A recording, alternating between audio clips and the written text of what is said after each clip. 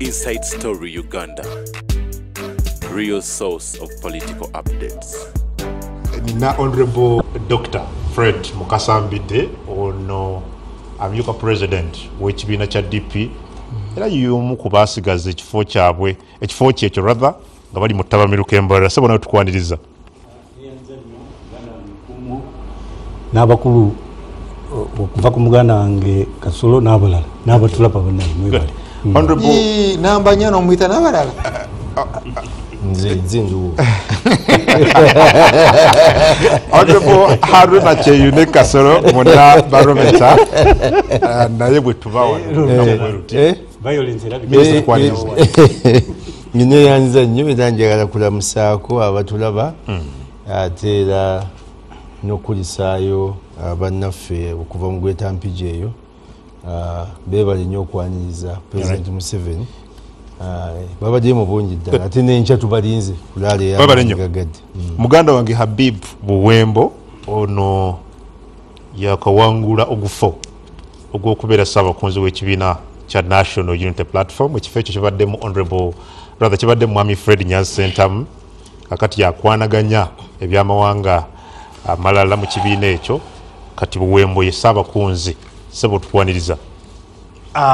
neyanza sebo muganda wange kungu kubeera nga mpadde platform eno era nsinziire wano mbeere nga ntandika omulimu gwange okukunga bannayuganda bonna abali mu ggwanga n'abali ebweru waalyo kulaba nga bategeera obuvunaanyizibwa bwe tulina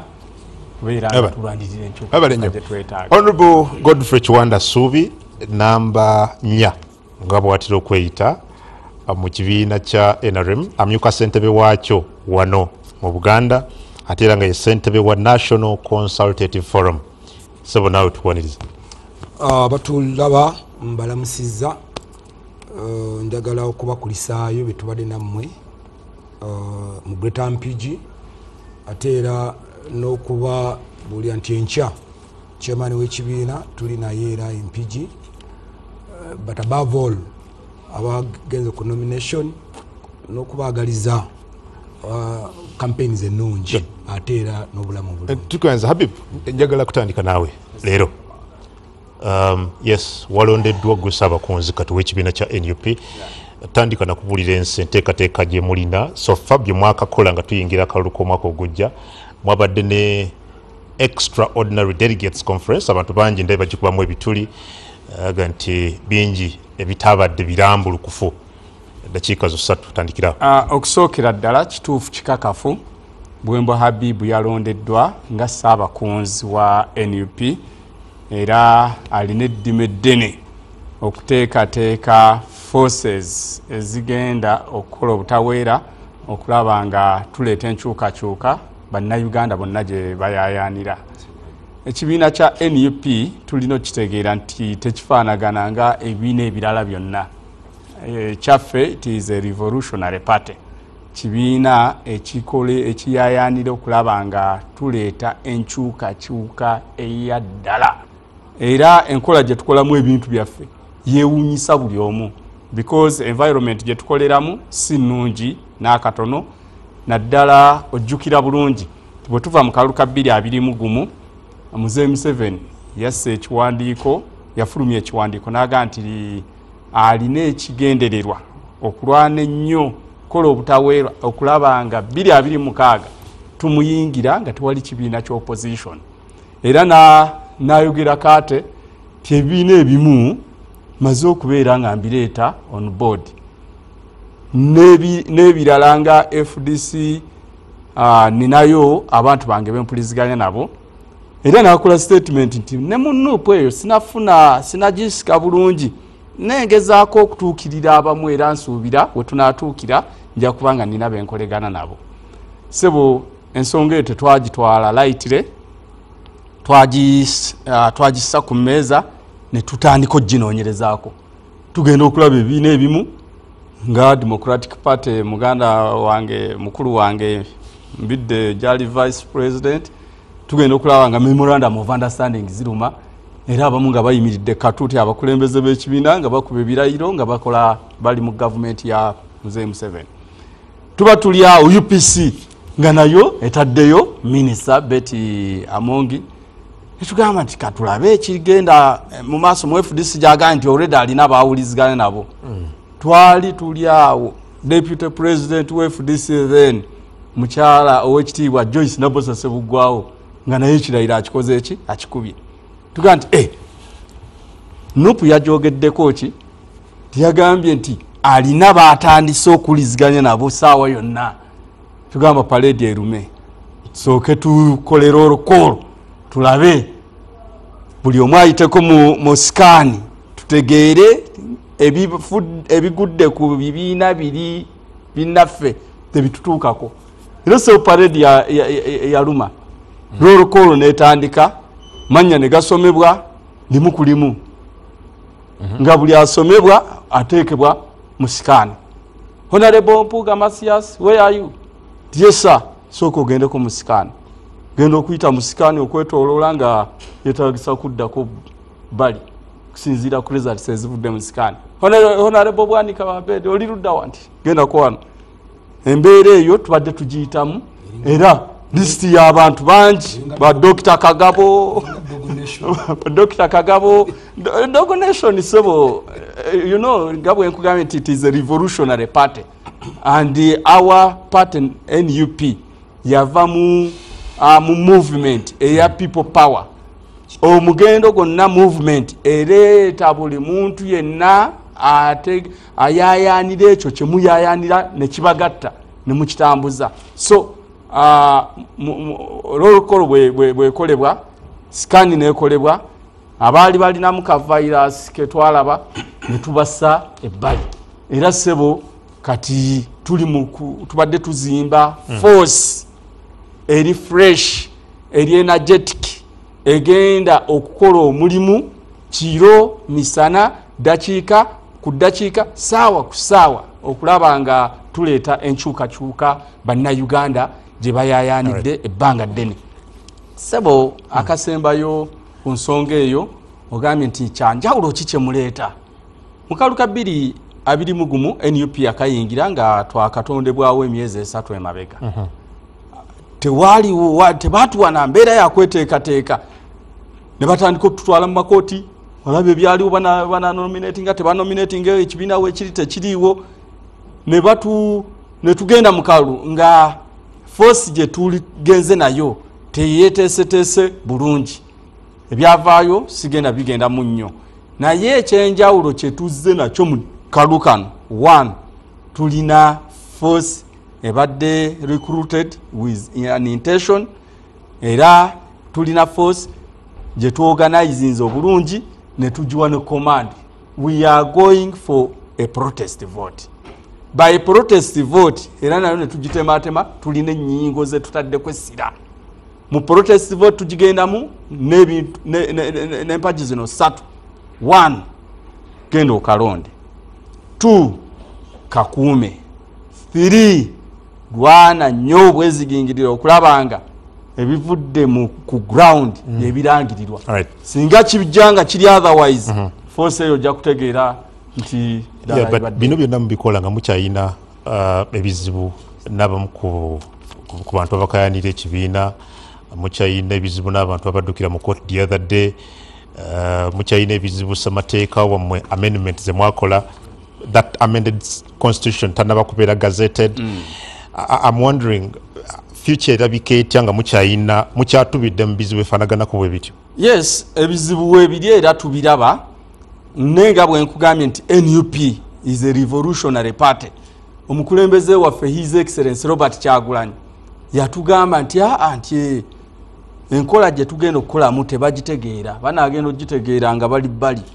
it is a rubadaba style rubadaba style already mwabadde ne kyemwayise delegates conference yes no tugamba nti kyebayise we had a delegates conference an extraordinary delegates conference yes I know what you had yes era ebibuuzo bikyali bingi okuva mu bantu ab'enjawulo baga nti kyemwakoze actually tebakitegedde wakyaliwo ebibuuzo ku baani abalina okuba ba delegate mu kibiina kyammwe wakyaliwo ebibuuzo ku decision gye mwakoze okuggalira b'amawulire ebweru you know bino byonna tebinaba kubanga biddibwamu. Okusookera ddala delegates conference gye twatuuzizza bw'oba oyagala gitegeera composition yayo genda osomese mateeka waffe owa 2.4 muyite constitution eya Kibalama. Constitution eyo egamba delegates conference ejja kubeerako bano wammanga ba MP bonna they are delegates. Ba member ba National Executive Committee 2.4 ba member ba National Executive Committee they are delegates. Kati ekigifuula extraordinary, the president has the powers to invite some members and they come as delegates mu tabamiruke oyo. Era ekiwesa president according to the constitution yes kyekigifula extraordinary. When we are summoning, we summoned an extraordinary delegates conference. So ekigendererwa ekireeta appointment invitation zino kwe kubalansinga eggwanga. Kyangu nnyo, for example as NUP nga bweyimiridde ababaka ba parliament bonna bava abasinga obungi bava mu Buganda wano. Kati kitegeeza nti bwe babanga be bali mu delegates conference ow'omu northern ayinza obutabeera represented mu conference eyo, chances are high nga muneke temulinamu either owa northern ate nga ne MP taliyo. Kati invitation zino zezijja ne zibalancing eggwanga lyonna ne libeera nga liri so eggwanga lyabadde represented ne badelegates 12. Mukulu Kongo bano we bayita the ones they invite balonda they are invited as delegates. Era invitation ezo zikolebwa mu bantu abali mu buweereza obw'ekibiina already. Tujja kujja so bye mu discussing byo byeni era ye constitution ekola ki eriwo goli delegate. Nze sayingidde delegates conference nga delegate nayingidde delegates conference nga candidate. Ekibiina bwe kyalangirira abalina okwagala okuvuganya ku bifo bya NEC nawokola application nendaga okwagala kwange ku kifo kya secretary for mobilization. Therefore I could not be elected in absentia. Nembeera nga mpeereddwa invitation nenyingira delegates conference as a candidate and some others were also there as candidates. I wasn't there as a delegate. Well, bannamawulire mwala okingidde ebweru mwadde mbulanga ki? Mu ssemateeka ow'eggwanga n'ow'ekibiina tewali kawairo kalaga nti nno exercise zonna gye munaakola erina okubeerako bannamawulire. However bagamba nti enkula y'omutwe yeekuwaki nsanirira nga bwe nkugambye nti nno ours is a revolutionary party ate tukola ne mu labadabasi style. Oluvannyuma lw'okubeera nga not sefulumye neeranga delegates neeranga abalina okwegwanyiza ebifo bya NEC baseeyo okusaba state yatandika okutuula obufoofofo ne forces ezimu ezikola obutaweera okulaba nga zirwanyisa NUP ne batandika okukuta bayimirize delegates conference yaffe ndowooza ekyo wakitegeerako. So twalina okugikola mu mbeera ya labadaba style. That's how media messed up. Good. Gwe Ssaabakunzo mpya wa NUP wavuganyiza naani? Buwemba Habibu bwe yassaayo application nga expressing interest mu kuvuganya ku kifo kya National Secretary for Mobilization, bacandidates abalala balaba ndowooza nga bali represented ku skills za Buwemba Habibu mu buvunaanyizibwa obwo, era olunaku lwagenda okuggala nga nze kaatadde empapula ku kifo ekyo I went through unopposed. Era kwe kusomozebwa okumu kusomozebwa kwe nnina mu office eyo nti that expresses a lot of trust, a lot of confidence eyateekebwamu ne badelegates ne bakoonako stamp. Era nina okukola obutaweera okulaba nga I do not disappoint. Ngompumuze ndaloge nti mwakozesezza ssemateeka wa Kibalama wa 2.4. 2.4. Okay, ate kati ono kati akakiiko k'ebyokulonda gwe kakwata mu kyapa. Yes, mu 2.24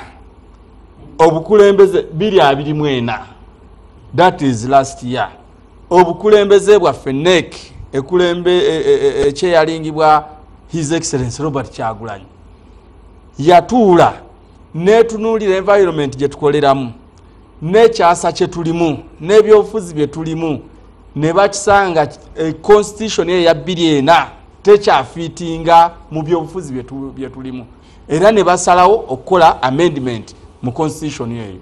Amendment zakolebwa era kimu ku zo kyensolo okubbirako oba kyensolo okubbirako eggwanga nti basaawo structure nga bw'erina okubeera nga structure eyo producing abakulembeze abasukka mu millioni 3 because structure eyo yali etandikira ku kyalo nga buli kyalo kirina okubeera n'abantu 30 komiti y'abantu 3 kirina okubeera ne komiti ez'abavubuka ez'abakyala kakati nga constitution ye expanding and delegates conference ngebeera representation y'eggwanga lyonna. However era abasajja n'abaami abakolegana ne state mu frustratinga NUP ne badduka mu kooti ne basaawo injunction ku ssemateeka oyo ayali amended the copy gyoyogerako and since then just imagine okuva 2024 up to date ssemateeka oyo ali halted by an injunction, court injunction. Ne court te fixinganga nti let us now proceed with the main suit in that case. That symbolizes the level of injustice. So mwakozesa ssemateeka wa NURP then 2004 ekibiina kyali NURP. Yes. So gwe mwakozesezza okulonda obukulembeze bwa NUP. Yes. Oh, well, Charles,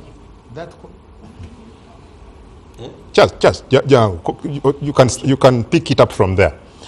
No, Charles Rumushana. Charles gwomu ku bantu abavudde ebbanga eddene okulaga byogamba bitatambula okontana mu ssemateeka akozesebwa bannaffe aba NUP omukulu wakugambye bakozesa ssemateeka wa 2004 okulonda obukulembeze. Katonda wamaanyi, Katonda wakisa kyola tutambula n'ekibibu ekityo naye ne tubaawo mbadde nye saagala nnyo okugendera ku tandikirawo tugaziye. You know, the injustice media gyeyina evugira ebyobufuzi bya Uganda kuganga eyo kati neesetinga agenda bwe muvaayo bwemba mugenda kulumba DP ate ne mujulumba ne bias nga mbi nnyo. So katotwanga tetwegendereza even ne barometer kasa meme eyinza okubeera absorbed mu kintu ekyo ne tatunuulira the larger issue ya demokrasia ya Uganda. Nitubeera mu bintu ebyo marabadaba ebintu bitaliimu bwe bityo because bw'osoma constitution ya Kibalama eri mu kooti members ba delegates conference webali they are there. By the way, even under that constitution tomala gafuuka membership bagikuwa, it's there, it's established. Batola agamba bagikyusa katono ayita delegates by invitation baronze basimye baje bamulonde. So what do you expect? But nze manje njagala kutunira ekifaananyi kya Uganda nga bwe kiri. First and foremost kubo kuwaki tabalina kutwalira budde bagambi it's a protest vote. Kati noonya meaning ya protest vote. Bw'omugambi nti aje experience n'agamba you see it means forces noonya akalulu londa bw'omala okulonda kakuume bw'omala okakuuma kabale katakayina na mukoba kayiteki because naye ebikola. That is our approach. Ogwo mukulu Kasolo bw'ateekawo polling agent akalulu akakuuma akalulu akabala kati naye giyite protest vote. Kati protest vote means now behave ojja kuyiga mpola ngeri gye badebating okyali mupya kakati mukulu Moderator manya protest obadde siwa kulonda Adam Mukungu obadde yagala kulonda Rwomushana something happens in protest n'olonda Adam Mukungu ebiseera ebingi ku protest balonda atasaanidde ayandibadde abadde atali mu birowoozo byabwe gwebadde twatagenda kulonda gwebalondera ddala gwebalo kati nga I think was it Kiyonga Bukuru Crispus Kiyonga I think one of the candidates was killed bamutta kati abantu in protest ne balonda ono you get in other words in protest sigwo wandibadde asaanira naye population ekulonda in protest you get bakulonda in reaction so bano and that can't be a revolution but you see the Raja issue mukwetegeka nze ndaba abeetegese is the group ya Mukuru Kasoro ne Kiwanda one olina okutunulira violence obaze violence eno because abo nga tebanakoleta bukufiira bwabo ojjukira waliwo grenades za exploding emu ewakyagulani himself awalala waze Rubaga Kasibante and then the third one Sewanyana simanyi oba ozijjukira wali ofunye repoti yazo now then Joe 3rd June waliwo grenade endala ya explode another bomb ya explodings emunyonyo ya explodings wano kumpi mu Kampala wafunye repoti yayo so kati now so you know okutunulira baseline ya violence kintu kikulu nnyo mu byobufuzi bya Uganda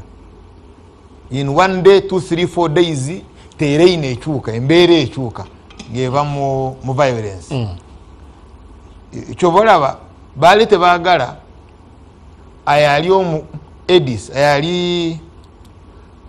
wasegirinya omuvubuka yakwatiranga baga segirinya eri omuyambi wa segirinya Luwemba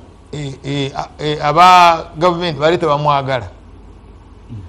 they could tolerate ono lawyer waabwe ono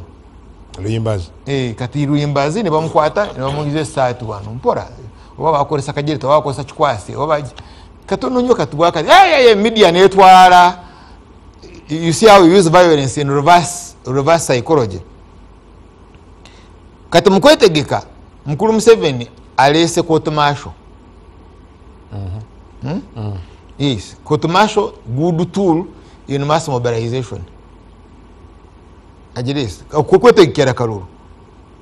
and ekirala the Supreme Court is already set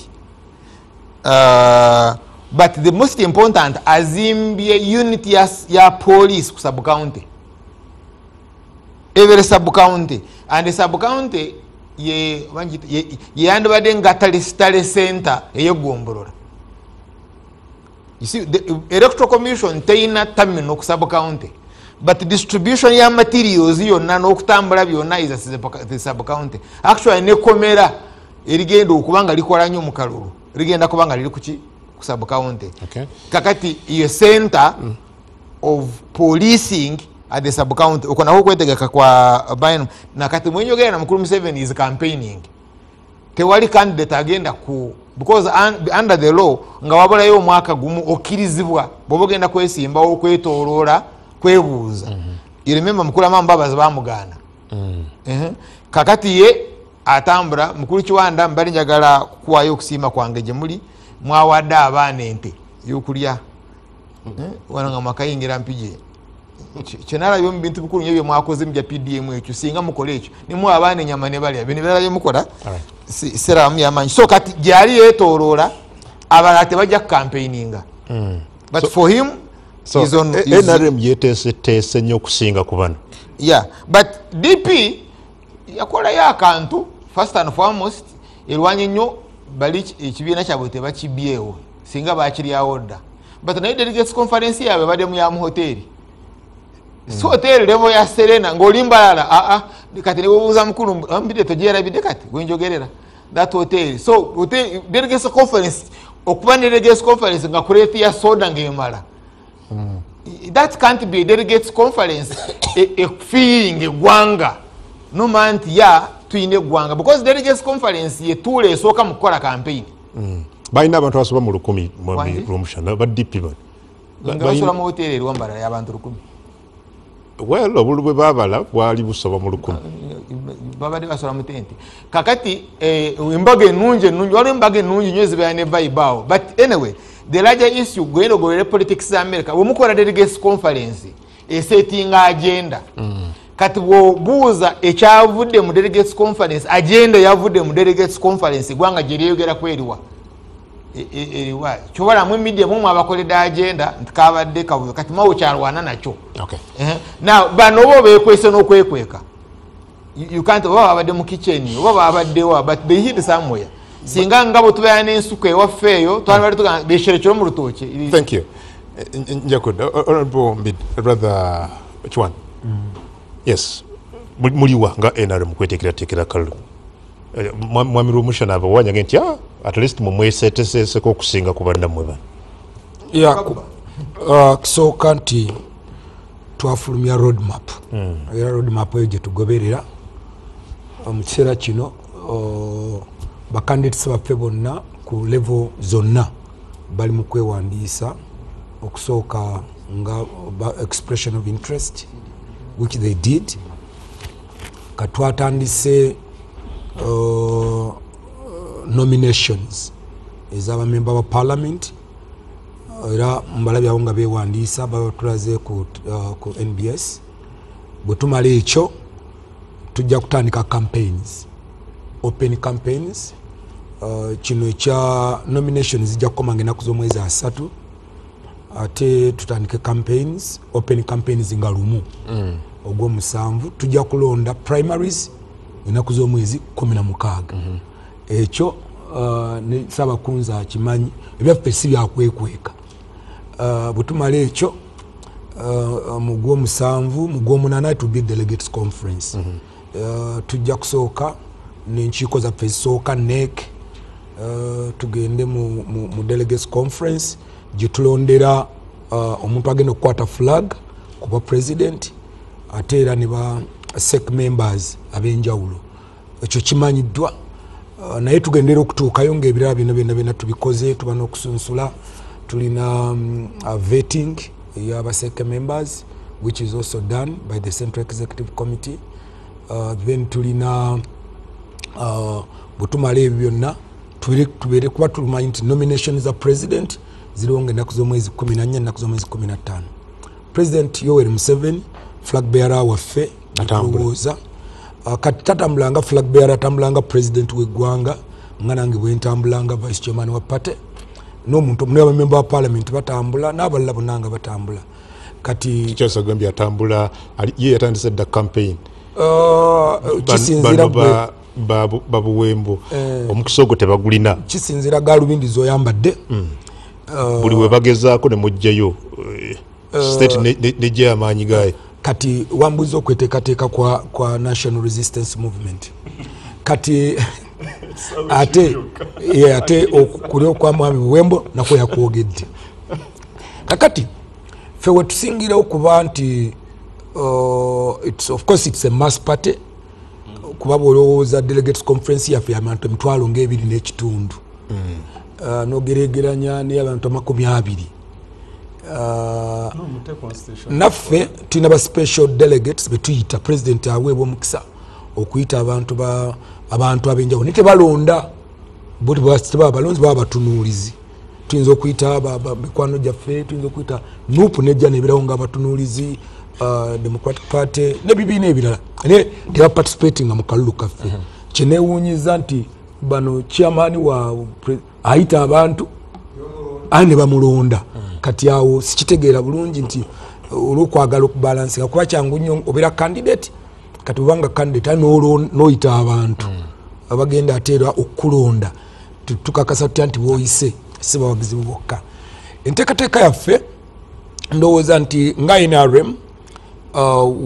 we are ready era we are moving on very well. However wano kati we tuli awasinga oluusi okuba challenges zitanya okuba mu primaries zaffe kuba mulai twali twakamala structure elections zaffe tumaze okulonda obukiiko paka ku district nawo mu kiseera kino tutandika okuva ku district oga now how would you go to the national level okulonda abakulembeze so awo wetusingira kati mu kiseera kino kyenjagala okubategeeza aba national resistance movement kati twetegereza tulinamu enkyukakyuka zetusuubira mu maaso awo baregistra baffe biki kuba tulinamu ebizibu bye twafuna nga tulonda obukiiko bwaffe obwa district so olw'ensonga tuli bantu abamu bakola ensobi naye tuli betefutefu okuba nti bisinga tugenda gyeyogera kaweeriwa nga okwetoola eggwanga mu bifo ebyenjawulo twalaba okulwanagana okuyombagana ng'abamu ku bamemba bamubagala ebifo ebyobukulembeze baga nti waliwo ebirumira bingi mu process eyo ya ebirumira byo bibaamu kyova olaba n'akalulu akawedde twatuuka ku level ntakozesa na register yaffe because omanyi ente oba osensava bangi bakayana birimu emirundi ebiri buli lwaba n'ekibiina nga teri bafaayo n'oteekayo empapula teri bajja kujjayo teri byewandiisa definitely olwobuma nti olina ekibulamuko mu kibiina kyo so kati ebimu ku byolaba ebirimu it is nti party yaffe is a mass party naye n'obunafu bwennyini tuba nabwo era kivudde gamba nti twagala wakati wano nga tetunagenda mu primaries aweetaaga okulongoosa twetaaga okuba nga tulongoosa kuba kyetusinga okwagala kwe kuba nti ku buli kifo tusimbyeko omuntu omu ate tulina okuba nga tuwangudde Honorable Mbidde ekisooka yogayoga vice president wa DP but waliwo abatwala mu kooti okay yes vice president nze bwonjozayo zezanga tankubidde mu nakutte mu ngalo kulika saba kuzi tuzagala Honorable Mbidde waliwo abatwala mu kooti again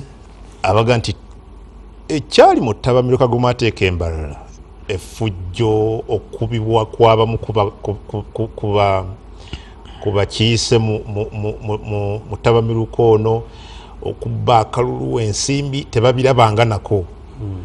and ekyo kibakoseza kitiba kibayisiza kityanga ekibiina kya DP and how prepared are you for that? Ekyamazima omulamo gwa DP ye truth and justice kati truth yabadde embalala justice tugirinda mu kooti so we are the same tetunafuna buzibu bwonna ekooti ejja kutuyamba okwongera okusalawo ani mutuufu ng'olwo ereeta justice kakati naye nga ffe tulowooza ffe tetulina kibuuzo kyonna kye twebuuza ku nteekateeka kati abalina kye beebuuza be bagenze muki mu kooti ffe tujja kujja na ansa kuwoza n'olwekyo titulina buzibu nga DP ebyo bye tukkiririzaamu so mweteekateekedde mutyo mwaka ogujja eno bwe mwongera okuggumiza ekyenkolagana ne NRM eri bwe muga nti president wamwe Momino Batima agenda kuvuganya ng'ekibiina mulina nteekateeka ki? Okuvuganya mu nsi yonna kyawukana n'okulwanagana. Okuvuganya kitegeeza abakulembera okuteekawo enteekateeka y'okubavuganya. So ekyo kimu ku mitendera gy'ensi nti etandise okukkiririza mu demokulasiya. Kakati okuvuganya engeri gye kukolebwa kwe kulaga oba ddala demokulasiya oba bwali bulimba. Waliwo bulimba buno bwe bayita teradidos. Twakula tumanyi nti emmese zituwa ssente bwe tukuula amannya. Tukitegeera bukulu nti abazadde be beevuma. Kale abaana abato beebase kimanyi beebase emmese zikola ekyo kakati n'olwekyo naye mwami kungu nina ekintu kye neewuunyiza mbadde ndudde okujja wano njagala kwaniriza muganda waffe ono mbadde simulabangako nze ng'ateesa mwami Buwembo nkwaniriza naye kakati jozze ebintu bye tuteesaako tubeera tubimanyi. Omanye embeera y'ebyobufuzi by'ennaku zino kati boogera ebintu bingi nnyo naye nga ofuba nnyo okunoonyamu ebintu ebituufu n'ebyamakulu nga bitonotono. Abanigeria bagamba bo tayinza kugamba nti toli mugezi. Yakugamba nti wisdom is chasing you but you are running faster amagezi gakugoba gakusange naye kati ogasinziza emisinde n'olwekyo bino ebintu byetwogerako kati nze nkiresa naye bino ebintu byetwogerako ebyobufuzi biri mu mateeka ga Uganda. So oyina wootalina kolera nsobi. So weewunyiza ki? Ekisooka neewunyiza muganda waffe ono tugamba nti baategeka gye bayita extraordinary delegates conference. Si kituufu. Delegates conference etegekebwa mu mwaka guno ebeera mu section number 10 eya Political Parties and Organizations Act. Tebeera extraordinary, in fact ebeera ordinary. Ze ziba zaalangibwa nti mu mwaka ogwokuna era ze zikkiriza era bwe mbanga bwe mwabikoze mwe mumanyi kuba kati bwe mba muli mu kooti naye nga bwe mutyo bwe mubirina waliwo obuzibu. Ekyokubiri, teriyo ssemateeka wa kibiina kya byabufuzi kipya wa mwaka 2004. Amateeka agateekawo ebibiina by'obufuzi ga 2005 era nga mukye gaasooka okukola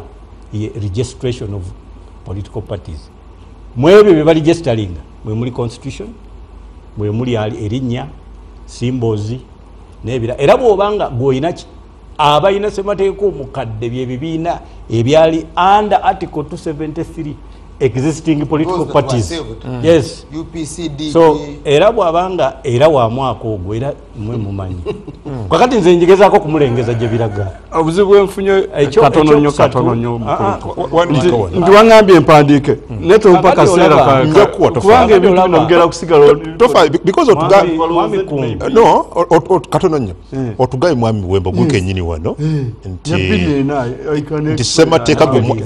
semateeka gumwakozesa wiiki ewedde wa 204. That's what you said here. Yes, and it is the truth. No kakati honorable naye akwanukula ku byoyogera ku kyamateeka ne ku kikyo kyoyogera. Nkugambe gwe bw'aba wa 204 mwe mumanyi bye munaasanga mu kooti kuba nze nkubulidde amateeka kye gagamba. Gwe kati bikula bubikuziteeka gwoŋŋambe nti ekyo si kituufu. Omanyi bagamba bw'oyogera ku magumba omukadde yeekanga. Bw'oyogera ku ki? Ku magumba bones. Kuba ebbanga lye lyonna abalowooza nti olina lyomulengeddeko. Kakati njagala muganda wange atereere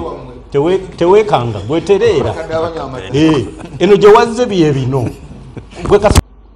nga waliwo kye mutakkaanyiza nakyo. Okugeza oyina kandideeti wo gw'obadde oyagala bamuganye okwesimbawo ne mugamba kati katukole ku bino wammanga kye twagala kye tukole. Ekisooka tugenda ku ballot paper kali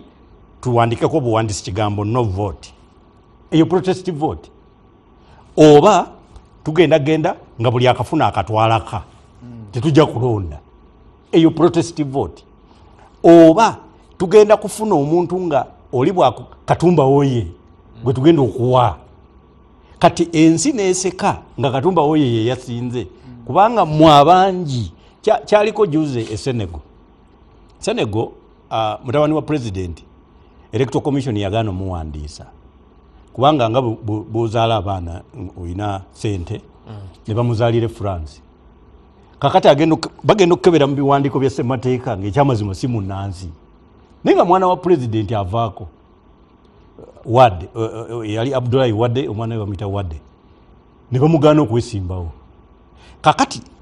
gavumenti nayo kye yakola ne Sonko eyali leading opposition nemukwata nemuggalira. Kakati bwe muggalira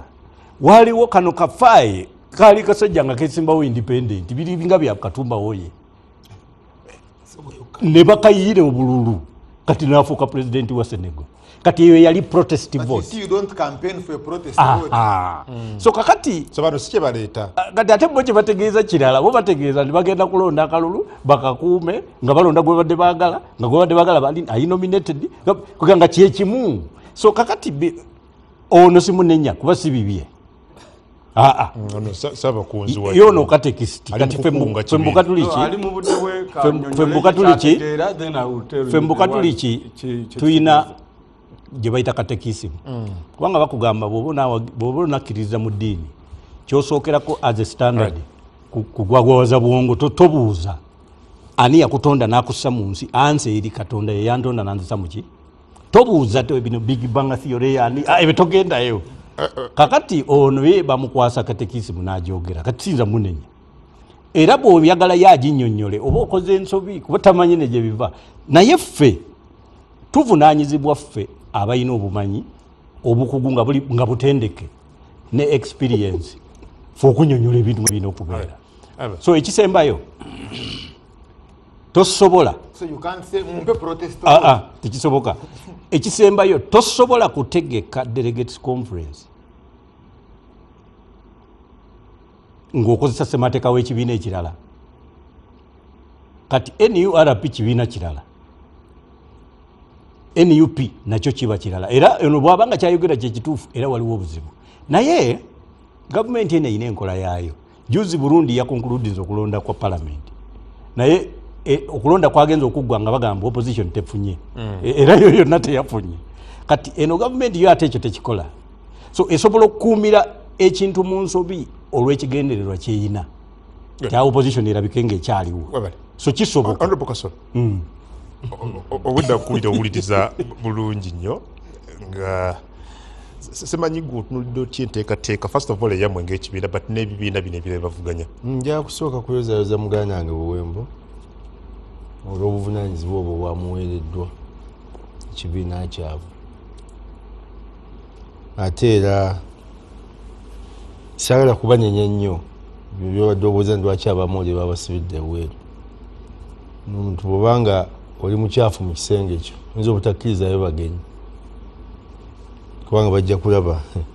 ebintu ebikyafu bingi kati ate era bino bulijjo omanyi FNRM twasalawo okubeera mmira ow'ebibiina bino ebirala byonna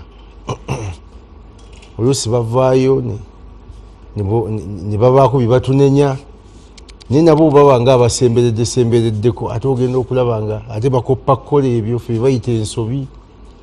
kubanga olaba nti bulijjo batunenya nti lwaki tuba ne solo candidate netubagamba yasobola tuwali mulala gyeyo mpapula kati madde mubuuza wano nti ani yavuganyiza owekitiibwa Kyagulanyi nti ati tewali yayiseemu nga era tiwali tteeka lyamenye so njakubayozayoza ebintu ebisinga mujja genda mbitegeera mpola ebisinga mujja genda mbitegeera mpola anti era ekyo kiri ate mu ssemateeka era eyaffe siyinza kumanya kubanga tiwabaddeyo bannamawulire kutubuulira mwe mwakoze ebintu byammwe eyo kati twalabyemukka omwe anti oli mutubuulira so kakati eneteekateeka yaffe nga NRM tweteeseteese bulungi ddala nti tumaze okulonda abantu 33 buli kyalo mbadde mbalamu wano nga ebyalo 7 mu 1227 tuba tulinako abakulembeze b'ekibiina 2,218,000 abakulembeze baki okulonda okuwedde twafuna obululu 6,000,000 bwembaseerabidde kakati 2,000,000 bo bakulembeze ba kibiina tumaze okuba nga tubalina ate bakyali fresh tewekyabanyiizizza basaba busaba t-shirt za yero kati bo kibasaba t-shirt tukola omulimu kati emiruka 15,595 tulinako era 33 abo be bantu 3,385 tulina amagombolola 2,197 bwokubisaamu era tulinako abalonzi baffe 6,559 kakati mu 910 district tulina abalonzi 4,500 abakulembeze bogatta tulina 2,2,500,000 abo bakulembeze kakati ate twakulooziza expression of interest abaka ba parliament LC5 councillors LC5 chairpersons bajjeeyo tewaliwo kifo kyonna kitaafunye kati abo bonna balimu NRM tugenda kubalonda ate nabo balonzi kakati bano abakulu nabo bakyagenda mu maaso kyembuusabuusa njuba bafunye bakandesi ku mitendera gyonna mu ggwanga lyonna kyenkakasa bayinza okuba nga bafunye wano ku zero grazing wano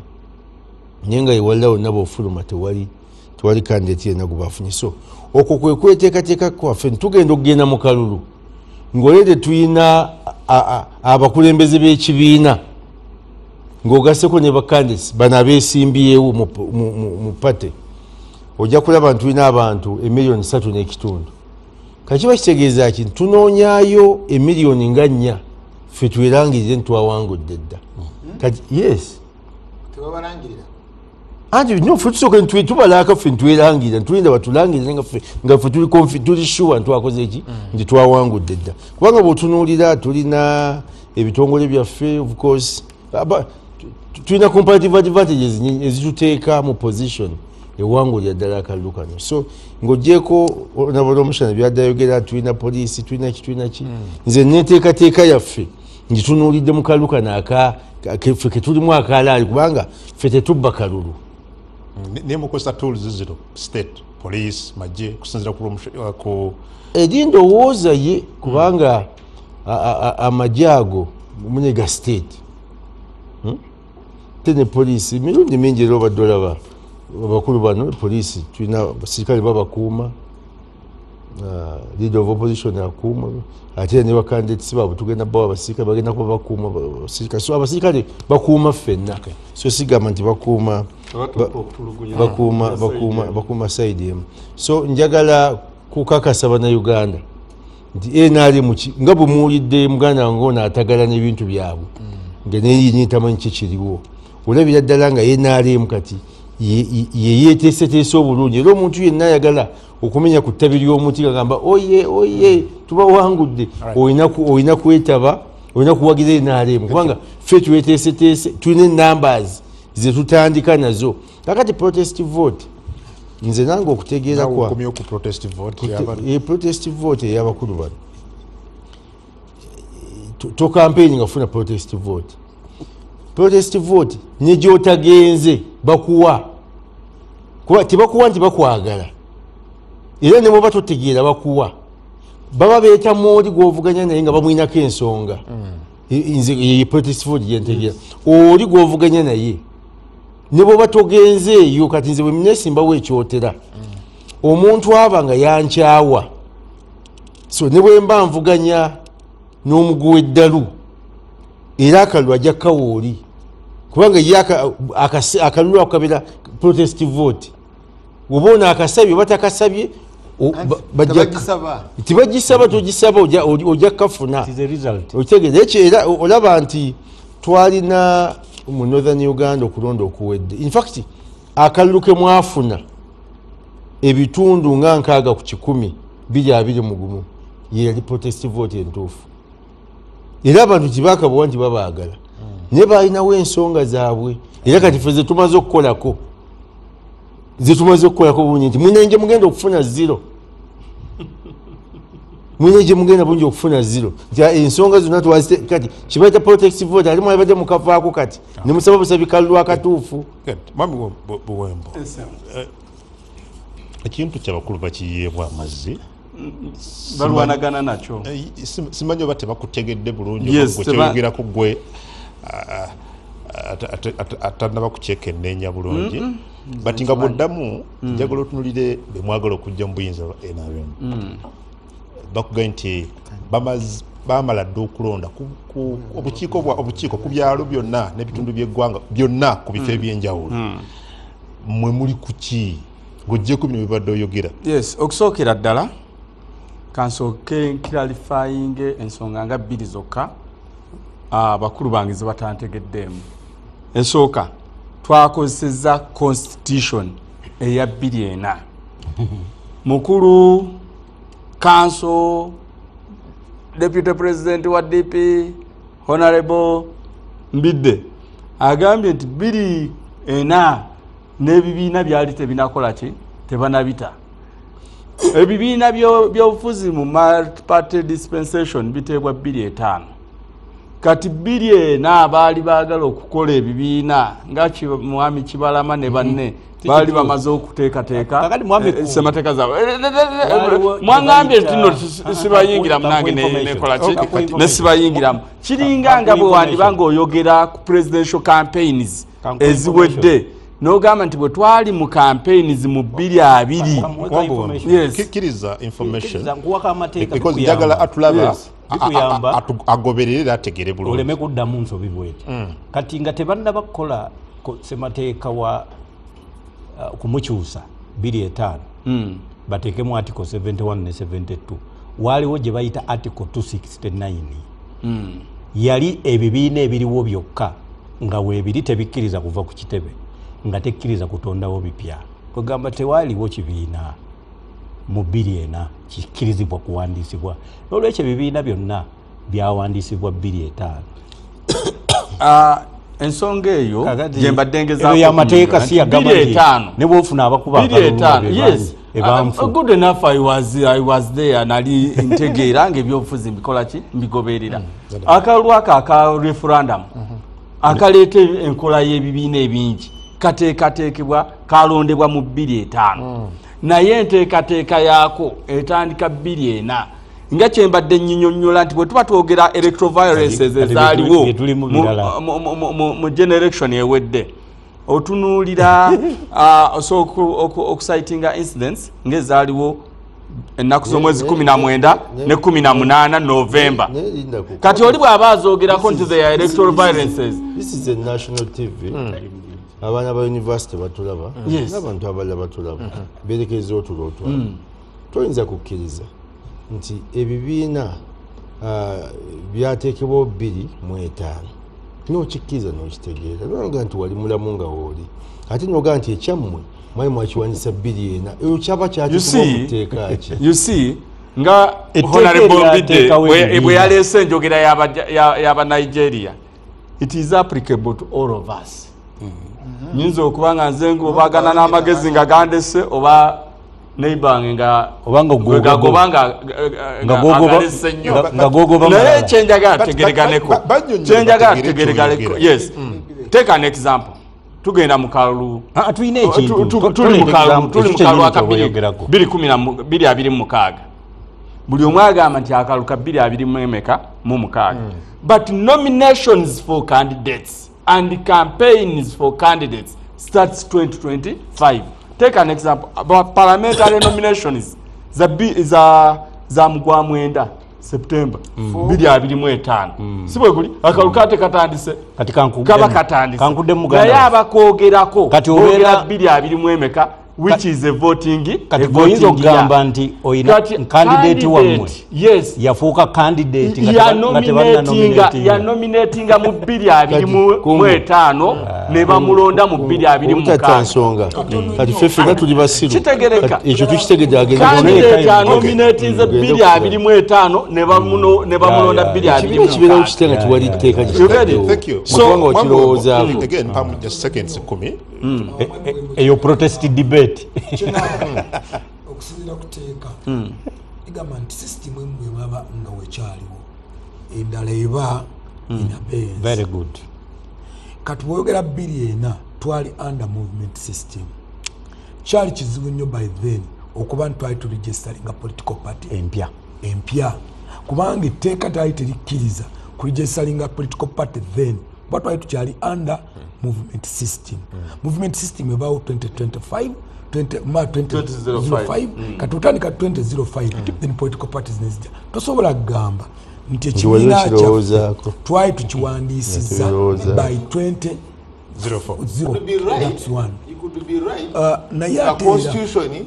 tanaba na kujusoma ku mabagiwandiika dde naye ate era waliwo bagiwandiika 2004 then nebewandiisa ekibiina oba kiterekawa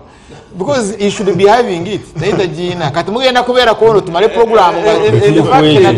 nange mbadde njaga kusavinga obudde olina okuba clear kubanga bw'ogamba nti really mwalonze ne mutuusa n'obukulembeze bamukozesa ssemateeka w'ekibiina owa 2024 oba 2014 akulaba oba omulese mu suspense nga kyoyogera takitegeera 24 ekibiina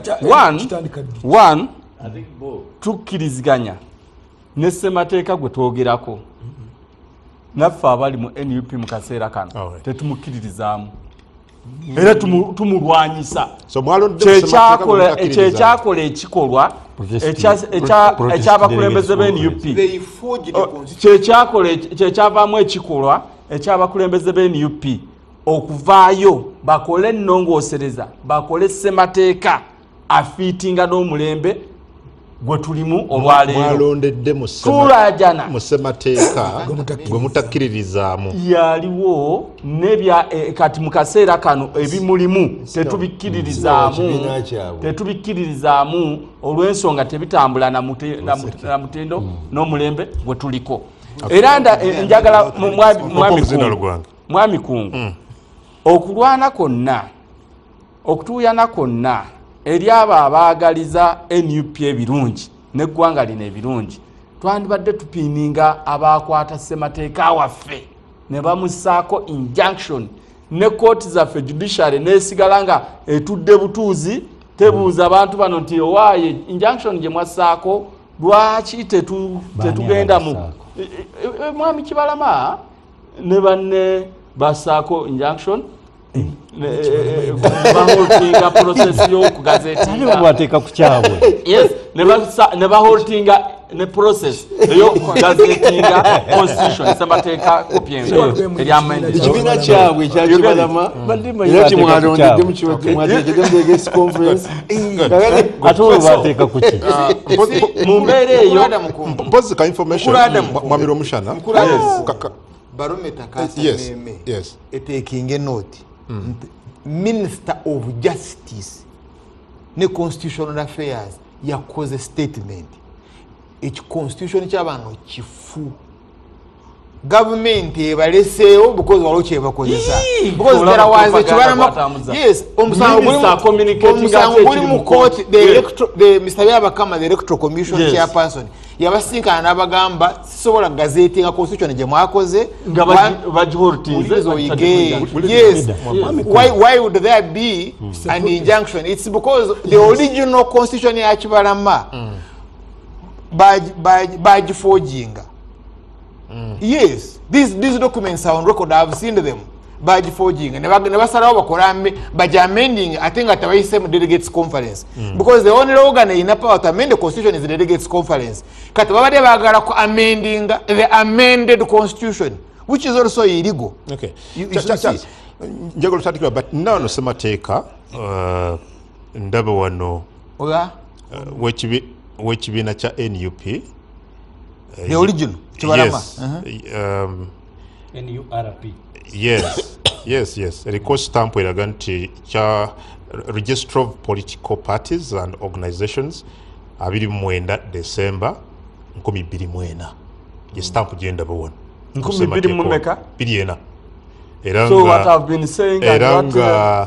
kati jayeteka yayita ddi no etteeka ne kino kyenjogera because mbuuze ani yagiregistering ndaba slogan ndaba nedda like stamp yakyeyo Uganda Register of Documents.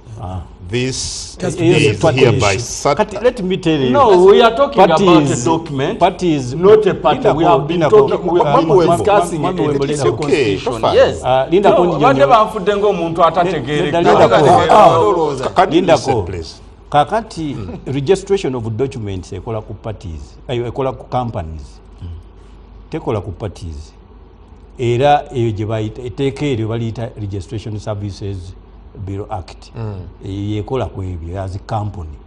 Registration eya political parties yo yaweebwa Electoral Commission. Kati Electoral Commission egifuna mu 2005 ng'efunye obuyinza nga bamaze okwasentinga to that act eya Political Parties and Organizations Act number 19 of 2005. So and pursuant to Article 71, 72 and 73 of the Constitution of Uganda. Right. So nolwekyo bino si bya debate. These are legal facts. No, kamujukizemu akantu kamu. Mu nsonga y'okuleeta multi-party dispensation. Mukulumbidde. Mu process y'okuleeta multi-party dispensation. Ojjukira bulungi ti Democratic Party ya boycottinga process. Kati sibi ebyo. Ebibiina by'obufuzi byali bikampeiningira eyo gyoli walala kati yo protest debate. Ebyo birala mwami mbiddereka bwomaliza dakikemu kumbawo yamaliriza no maliriza yabadde yamaliriza nga honorable Katolo yaliko omaliriza no sinamaliriza ekya constitution biliena kiri clarified I'm protected at least then echa protest call it whatever you want to call it gundi protest vote mukoze definitions buli omu gyakola ki gyayagala. The protest vote, what is it that we are protesting against? The level of human rights violations. Okusiba drones ezeetala nga ziwamba abaana baffe ziwamba bannayuganda. It is what we are going to protest to vote in a protest against. Ekibba mataka ekiri mu ggwanga Uganda tekirina muntu gwekitaliza era tukunga bannayuganda nti ekibba amataka kino okukomezebwa tulina kugenda mu protest vote. We vote in a protest against them. Bw'otunuulira obulyaki obulabbayi obukulupya obuli bw'enguzi obuli mu ggwanga Uganda nga byeza amabaati wano ate gwe batwala atereke n'ez'emyoga. Kati embeera eyo nze nga Ssebakunzi gye ŋŋenda okutalaga eggwanga lino nga nginnyonnyola bannayuganda era twataddewo networks to protest vote tugyogerera nga tuyitira mu mikutu gya social media nga tukozesa main media nga kati bwempeereddwa omukisa tugenda kukozesa muntu ku muntu. Bannayuganda ffenna tuddire ebizibu byaffe tubikuŋŋaanye tubitwale mu kaluka 226 tugambe nti ekimala kimala nga tuli ready okukalonda okukakuuma then tubakako okukalangirira protest vote yaffe. Mwami Rwomushana njagala ogaziye bwadu owa submission yasoose walaze nti ground yonyini erabika teri leveled eri ba actors bano bonna. You need to speak more about that. Yes. Kyodiringa nakyo is power. So transfer of power, movement of power. Ate munanga by the way sigant kino nkyogera mu condemning. No. Mukulu Museveni kyakola is right. Waliwo tasobola kuwa buyinza. Oyo. Waliwo botasobola kuwa buyinza. Oyo. Mpomo state. N'ekibiina ky'ebyobufuzi kyagala buyinza. Bwogambye nti babadde beekwese byabadde bakola. Kati n'ogamba nti yakola etteeka ya Uganda musiru. Agamba you should be having a delegates conference ngeri opening in access. So you are dealing with power, transfer of power to kyolikwekirala is the stability of the country. Now ono byayogera siyo babadde bakola. Bamobilizinze babadde bagezawo kumobilizinga gangs naye mu mutima gw'eggwanga, the heart of the country. Moyina economy, moyina ontiga akyenjogera ku Central Uganda nga bweri Buganda nga bweri moyina capital city, moyina and amazima gali nti oyina muni IDPs nti balogwe mbadde mbulya leero naaseka n'okuseka mugane nti trading centers ewaffe mu byalo kati ziraga economy ekorapsinze mu byalo. Omuntu tagenda ku trading center ogenda ku trading center kubeera kukula, no, itaka olitunza olimazeewo oli ku trading center. Kyobola wakati waliwo obubi bw'emmere nnyo mu byalo because babeera avubuka bali ku luddo naye obusanga bali ku luddo bali ku betting olowooza wali okukula mu kyalo no. These are the disasters etuyina kati abalemeddwa ate mbyabo ne bajja e Kampala. Kakati oli yabaza bampuuga mbidde for the first time wabaza bulungi notayingira mu bintu ebyo. Bampuuga ono bamitane Mabike actually nacho yakane Mabike nagamba ono ajja kutuleetera abayayi ku nguudo kuganga banoonya Kyagulanyi asitule that kind of lumpen mukulumba mukulu Museveni bwana abakuba amasasi ensetabuke. You see, those were the calculations. Naye nga tabamanyi nabo balufiiramu kati ye message gye babadde batwala kusiga buchayi kusiga ki those codes ez'okuvuma it's a wali nabadde Kayunga yuli ayogedde abamu group yabo mu kanisa ebintu ne bicyankalana. You get so kati the lines banoonya fault lines ezikutule ensi ezikutule eggwanga lyawe. So kati if you are the head of state, what do you do? Kan danger yakyo chobola batandise kuzima machinery for suppression. And so what do you do? Kugoba abategeera kuba mu byobufuzi. Because nerwensha majemva ku mwalo n'ababbe balonda omubbi munnaabwe. Noga tukoye kati naffe twagala kwefuga ne balonda because they are many. You see, poachers abayiga ensolo mu nsiko bogamba balonde tebajja kulonda ranger. You get? So what do you do with this kind of joita democracy? Now, but waliwo ebirala mukulu Museveni byakola ng'akozesa bo kyobola ba ku this bill gy'amaze okuyisa edeteeka lyasayininze olaba balyogerera byayise no embo bano abali mu okutwalayo ebyakalulu kaabwe. You remember? Decision already please bwe mutyo obulu mugaba batubye akalulu ne mukatwala mu kooti ne mukajjayo before judgment. Kati muwalampye omusango gwa Kabeziguluka gwatute mu kooti n'awangula. You get? Kati kyemubuukira because everything ekijja mubuukira ate nga mubuukira ku kitta because for sure there is no way zaake ate omugwe mukulembeza because muli mu deal eyo tasobola kubeera face of this very very serious law owi mukolo w'ideology yawaneka nga bwe yagiwaneka nga bwe wagiraba nokana nti kati mu media mu PR mukulembeza zaake ndowooza omulabe nga wabadde ayogera. So kati bayingirawo because the constitution says and it's very clear parliament tekkirizibwa kukyusa teeka kukola teeka erikyusa judgment between parties. You read that? I think article 92 kukiwa mu kulumbide. Kakati who are the parties to this case? It is the Attorney General and Kabaziguruka. You get? Na olwana nnyo olemese Kabaziguruka because mwe muyina media ya mweno benoonya. It has to look for them ebawe center then bakole byasenyonyi omanyi tetuyina kubeera ne speed limit. Why? Because waliwo bakasuka amayinja tewamuwulidde. Therefore bwojjawo okudduka emisinde moloka bwezidduka nnyo bwezibaka tezidduse nnyo amayinja gajja kuzikwata ono yasoma is Europe esobola okubeera argument ey'okulwanyisa proposal Katumba gy'abadde aleese. So baleeta ebintu ebiri awo balemese population to uprise okulwanira justice. You get? So kati bale bagacha tugenda kugenda mu kalulu koza with message tebagala kugenda mu kalulu akalulu tekayina makulu nawo kati banoonyeze okuswala engeri gye bakomawo ne bajja kulimba abantu babe nga balimba bulijjo ate no protest vote oli ayasoma bitono nnyo nga fere agambe wange kino kintu kyamaanyi nnyo but wokivunuula olaba naye wakati babitegeera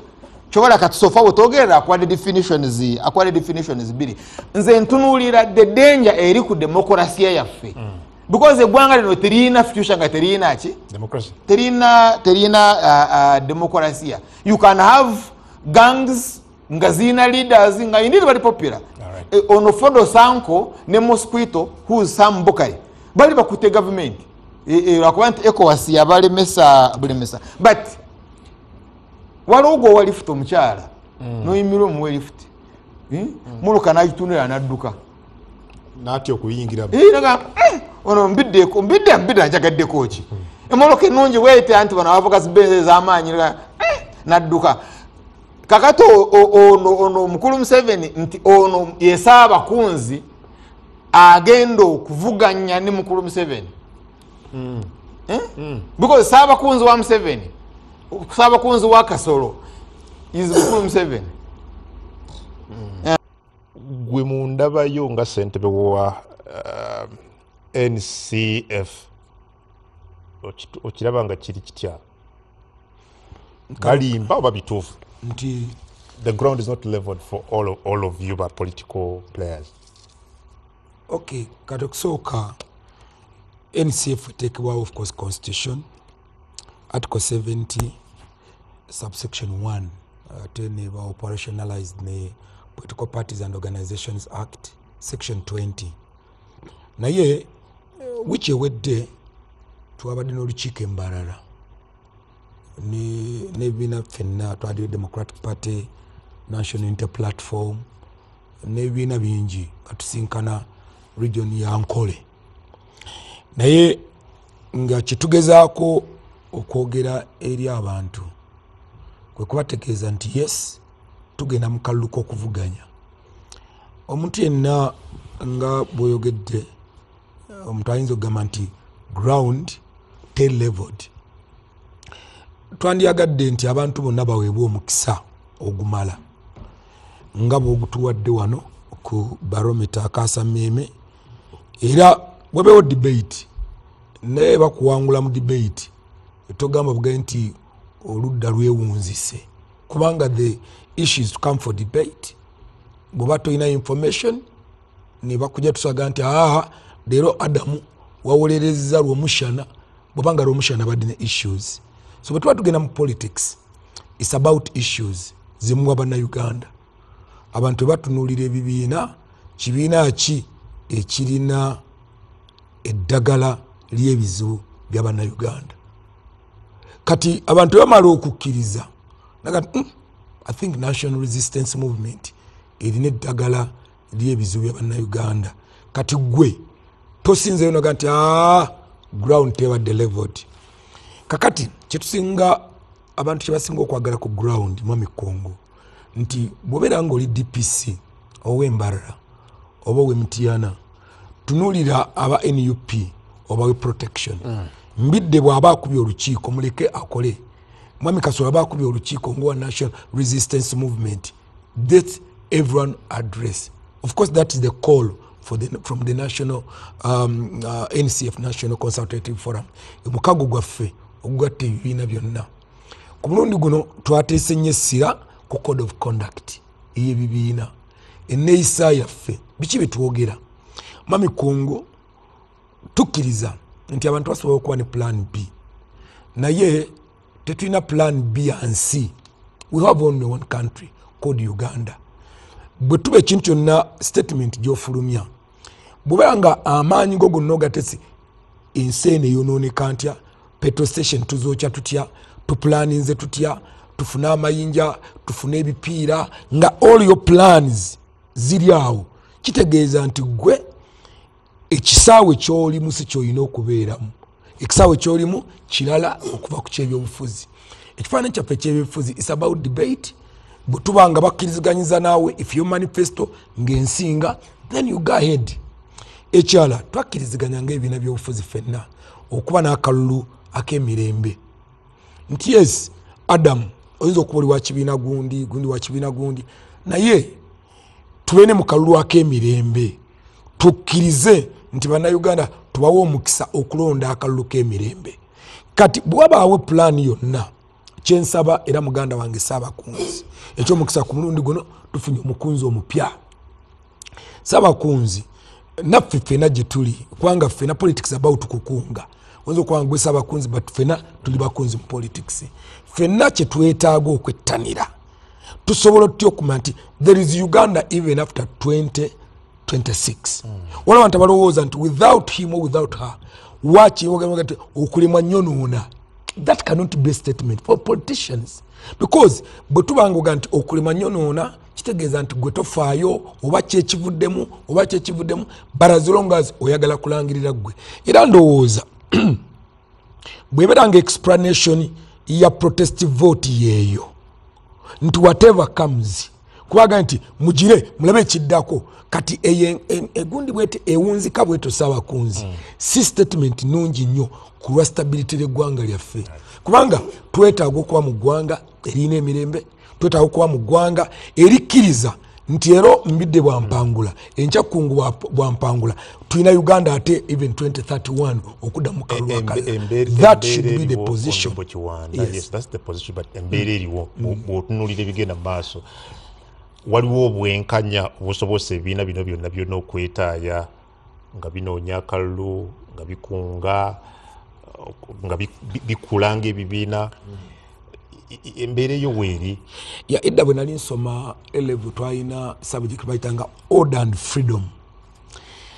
Order and freedom abantu ebiseera ebimu bagenda ne baconcentratinga ku freedom ne batamanya nti there must be order. Kati bw'olowooza ku freedom yokka oyinza okwejjukiza ng'eggwanga oliye. Kati ne bw'oba otunuulidde order waliwo nomination presidential candidate batandise okutambula kino kibadde bweki kino kiri bweki nze neewuunya nti mbadde ne president Museveni ebbanga lyonna nga tutambula mu zino PDM time lyanku wantu wonaga nti bannange munonde nzija naye mmanyi nti immediate after nomination he will come and begin that. Kati nze kyenjagala okugamba nti yes naye ekisinga obukulu mu kyonna abantu kwe kutunuuliramu emikungu nti in a midst of competition there must be order. Kino tukikola ddi kino tukikola ddi bw'oyagala okukola ekitannatuuka kukolebwa abalina okuteekawo order balina okujja ate gwe nolowooza nti bakunyigiriza bunyigiriza naye nga gwe tugendedde ku order yeetagisa mu kiseera ekyo. Honorable Mbidde, ebimu ku bibuuzo mbadde mpitayitamu wano ebimu bizze gy'oli lwega nti president w'ekibiina kyalina mu gavumenti era gati yagala okumanya okuva ewambidde ddala mukyali ku mulamwa ogw'oludda oluvuganya gavumenti n'okukyusa omukulembeze obuliko nga mulinga abafuna mu gavumenti eriko. Kakati obuzibu bwe tukyalina mu Uganda buli bumu bagiyita low relative political maturity of the masses. Kati saawa eno tuli mu Kenya ey'ekyenda-mu-munaana buli lwe babeerawo okulonda e Kenya bannayuganda bagamba lwaki tetubeera nga Kenya naye ate bwe tuba twagala okukola politics tebaagala tukolewo e Kenya. Politics w'e Kenya Raila Odinga yeegatta ku KANU nga balina bye bakaanyizaako era ng'ayagala bamuleete nga candidate nga Moi avaako njagala kujjukiza bannayuganda. Era Moi bw'ataatuukiriza ekyo Raila Odinga n'afubutukayo n'ajjayo n'abalala nga ba George Saitoti baani n'abagatta ku ludda oluvuganya olwali lukulemberwa ow'ekitiibwa Kibaki olwa DP ne bakola NAC Alliance era ne batwala obuyinza. Moi ng'aleese Uhuru n'agwa. Bannayuganda njagala mutandika okutegeera nti bw'oba oyagala okufuna emicungwa olina kulinnya muti gwa mucungwa. Tosobola kufuna micungwa nga toyagala kulinnya miti. Kakati awo obeera odda ku nyaanya watermeloni nsujju bino bibeera ku ttaka.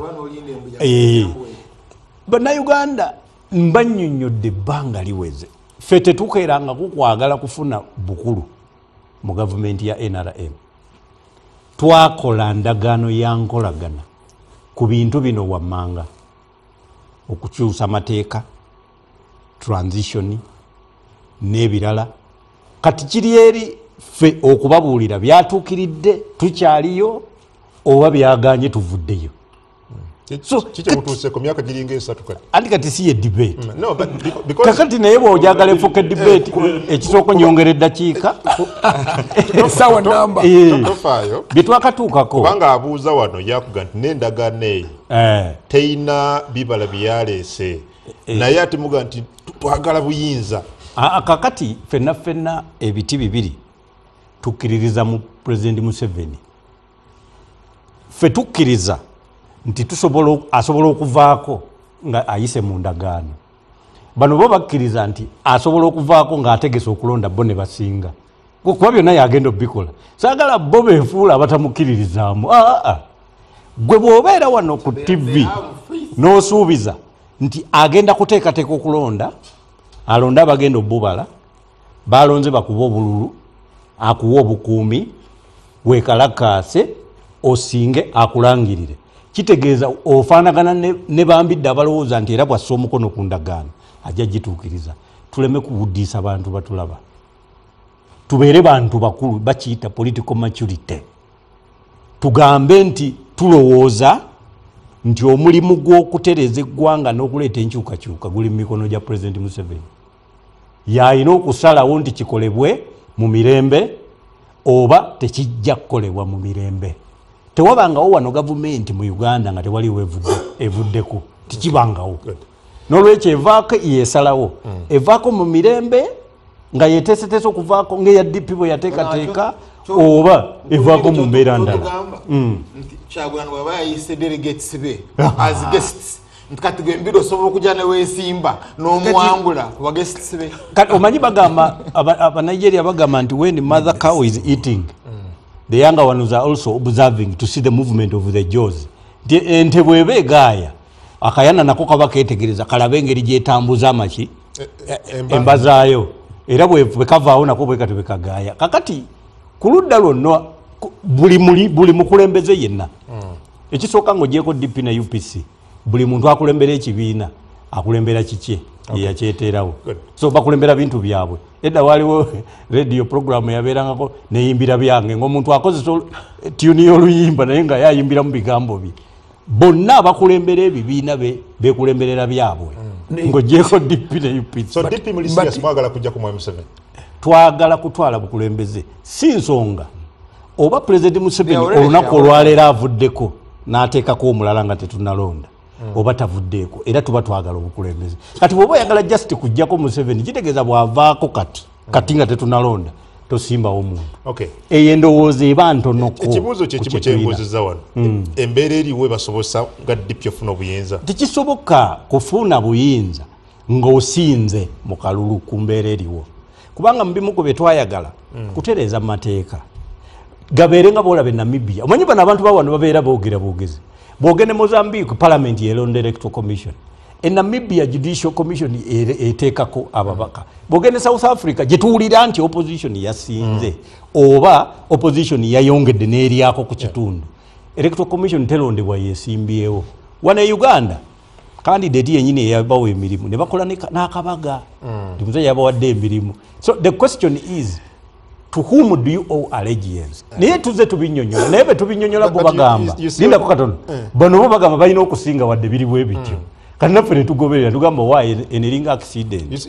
mukama wo mu kibiina honorable Mao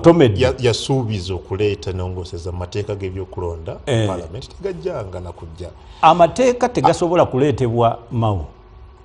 amateeka bagateesaako ne bagaleeta bwe ga gavumenti etuma mutume kakati saawa eno bwe yeesimbawo nga biganye eno ebanga bwolaba accident akutomedde si yava mu motoka n'akuyigiriza bwe bawenyera gotandikirawo kati Mao agenda kuwenyera tumusimbewo kubanga accident yaguddewo after all agenda okulingiza mu ddirisa tewaliwo yali amuwagidde ku byali mukola bano balaba bo bagenda kusinga nga tabikoze kakati tugamba okay tolabangako nga baliwo abantu abadduka ne bakuyitako emisinde gwosooka kubuuza kibagoba oba naawe osooka kugoba ogenda obuuza odduka kakati ffe tulina obuzibu mwami Kungu relative political maturity ebeera important nti abantu bwe baba tebannakula mu byobufuzi ate ne bafuna abakulembeze era nga nabo tebannakula ne baba nga ate be bakulembeze abalina obuganzi for now kitegeeza mmwe mulina okusooka mugoberere kye baagala. Omanye embwa bagamba etenga omukira, naye kati tulina omukira gwe gutenga embwa, gwe gusinga embwa obunene. Kikitu kye tulina mu Uganda. Bwe tunaaba tetusomesezza bantu, for us our focus is not on the next general election. We will participate, but our focus is on the next generation. That is DP. Era oyo politics wa kikugu, tujja musomesa ebbanga lyonna lye banaamutegeerera kuli tujja otambulira. Tamujja kulwawe. Honorable Kasolo kwa agenda okumbamba program yonako olwaleero. Njagala owulidde abakulu bano byonna bye boogedde. Naawe otubuulidde nga omweteeseteese ekimala. Bo bakyalina essuubi nti bye bali mu kukola bigenda kubayamba kugenda mu bukulembeze. Kubanga ffe kandideeti waffe kuba president Mwai Museveni kuba ffe tetukyusaamu oyo yatuwangulira ebikopo amaze okutalaaga eggwanga lyonna ng'akebera ku ngeri bannayuganda gye bakulaakulanyeemu engeri gye balwanyisizaamu obwavu era regions zonna ziweddeyo ebisangiddwa eyo obubonero bulungi ddala so kakati ezo comparative advantage eziffe ze tulina ze nkugamba nti zigenda tuwanguza era ffe tulinda bulinzi kaseera naye bano bannaffe nga bano aba NUP ekyamazima nno kambabuulire nga seekwese abantu bano okwesimbawo kwabwe tekuli mutima mulungi era ebintu byonna byonna byebakola byakuzza Uganda mabega kyova abasituka n'okuva ne bagenda ebweru beegayirire gye tujja obuyambi temuddamu buweereza oba eddagala lya Mukenya temuweereza bali baffe fuwaaki tunaafuga eggwanga nga jjereere temuddamu kuweereza ssente zigenda kubayambako okusima amafuta n'ebirala n'ebirala so kakati bw'otunulira omukulembeze nga azze kulembera Uganda naye nga azze n'omutima omubi kugamba ogufaanana bwe gutyo kyova nzize mbagoberera nnyo ate embeera nkiddeŋŋana bwe waliwo wano nga waliwo ettemu mu bannayuganda nga batemulwa ate abasayiri y'enaalemu nga be battibwa abakulu bano baayimira ku madaala ga paalamenti bannamoyo ne mubabuuza igundi embeera eno ogiraba otya nagati bagambye mwetaaga security nti nze seetaaga security hazi nze saagikwatako olaba nti bo ettemu gye liva bamanyiiyo bo tebalina kibeekengeddemu tebalina kibatiddemu nkuuma empisa soogera ng'ali mukuuma lisinga n'okutusibako obutemu kyenjogera ettemu lyali nansana entebe 216 kyenjogera mukyalina eryali ekanungu yebassa ku kibwetere NUP teyaliwo president ensonga zazikwata mpola kigambo ekyo naye gye mukoma enkima gyekoma okwambuka omuti n'okkunama ekiseera kigenda kutuuka buli kimu kyonna kyonna kiveeba kibateeraawo ku mmeeza singa mwagala kalulu kaddembe ne mugenda ne muvuganya akalulu tekalina kubaawo okusinza ku bo tekalina kubaawo kubanga bwe muba mwagala ayagala okunywera ku protest vote means no election era kankubuulire bo tibakikwata bukwasi nekyo protest vote kyava eri bakama baabwe e Bulaaya ye order gye baabawa kanduzi tibalina bagibasomesa bulungi bate bwebajagala oyingirawo ng'aze okukola campaign but kulemesa kalulu kubaawo bali ku order eyo naye osobola okukyogera ku TV byonna tujja tubigoberera kiki kiba pulaninga naye nze nja kubabuulira lino eggwanga lyaffe ffenna togenda kukulembera bantu ku mpaka ogirina okugenda mu kalulu ne bakulonda oba ne batakulonda si mwe musoose kwesimbawo ate abantu kuba kati tubulayo emyezi 6 temulina we muli temunoonyeza kalulu temulina structures mwe muteeseteese kukola ki mu myezi 6 kubanga ffe abalimu abaana bye tukoze tulwana nnyo okujjukiza bannayuganda netubakyekingako netukola kyonna netubawuliriza mumusirise mutye musirise bwe muti mupanga ki emyezi 6 emyezi 6 mupanga kiggwanga lyonna kugamba embeera gimwagala okuteekawo embeera gimwagala okuteekawo nze mbabuulire